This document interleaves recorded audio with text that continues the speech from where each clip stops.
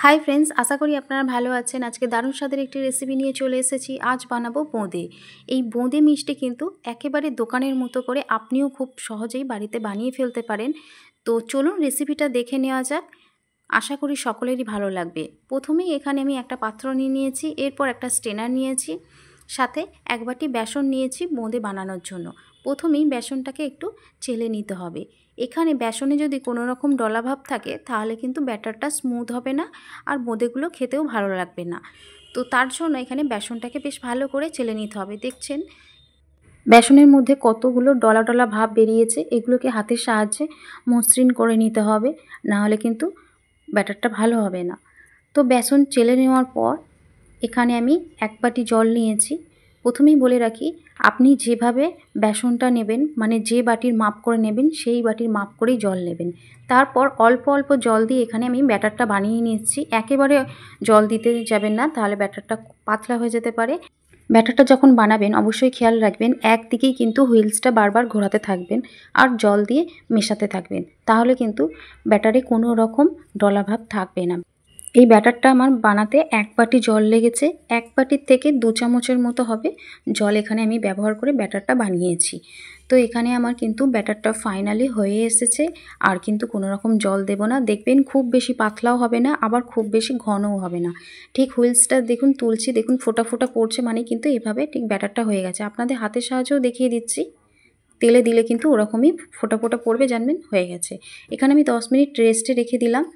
এরপর আমি এখানে কয়েকটা মোল্ড নিয়েছি, আর এর মধ্যে আমি দেখুন 2 সাইড ফাঁকা, তার মধ্যে একটা করে মোল্ড আমি নিয়েছি, নিয়ে এর মধ্যে দিয়ে দিলাম। তারপর ব্যাটার দিয়ে দিলেই, তেলের মধ্যে ধরলেই কিন্তু ব্যাটার পড়তে থাকবে, আর আপনার কিন্তু বোঁদেগুলো খুব সহজেই ভাজতে পারবেন।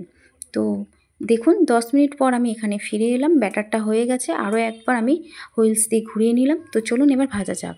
প্রথমে এখানে আমি সাদা তেলটা দিয়েছি, তেলটা গরম হয়ে গেছে। এবার তেলের উপরে আমি ওই যে মোল্ডটা নিয়েছি, মোল্ডের মধ্যে আমি ব্যাটারটা কিছুটা সামান্য দিয়ে দিলাম। দেখুন এভাবে ধরে আছে, কিন্তু খুব সুন্দরভাবেই ব্যাটারটা কিন্তু পড়ছে টপ টপ করে তেলের মধ্যে, আর বোঁদেগুলো কিন্তু খুব সুন্দরভাবে ফ্রাই হয়ে আসছে, দেখেই বুঝতে পারছেন। আর এটা কিন্তু 30 সেকেন্ডের বেশি ভাজা যাবে না। 30 সেকেন্ডের বেশি ভাজা হয়ে গেলে কিন্তু চিনির শিরায় যখন আপনি ডোবাবেন রস কিন্তু টানবে না বোঁদের মধ্যে, খেতেও কিন্তু ভালো লাগবে না।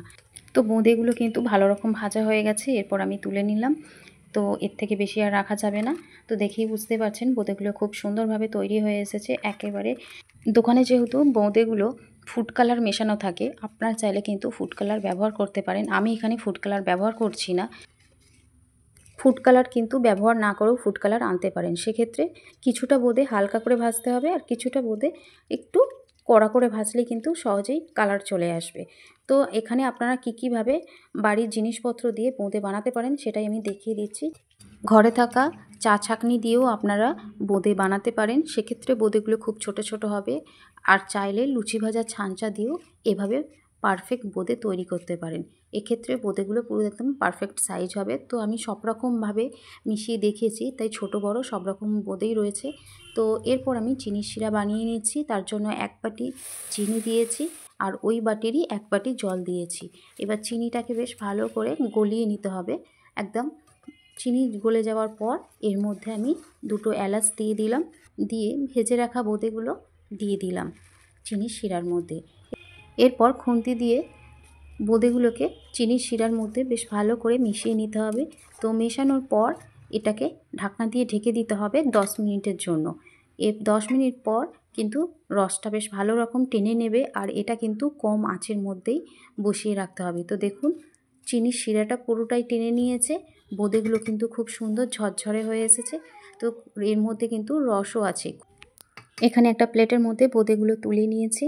তো আপনাদের এই ভিডিওটি ভালো লাগলে অবশ্যই চ্যানেলটিকে সাবস্ক্রাইব করবেন, সাথে লাইক কমেন্ট শেয়ার।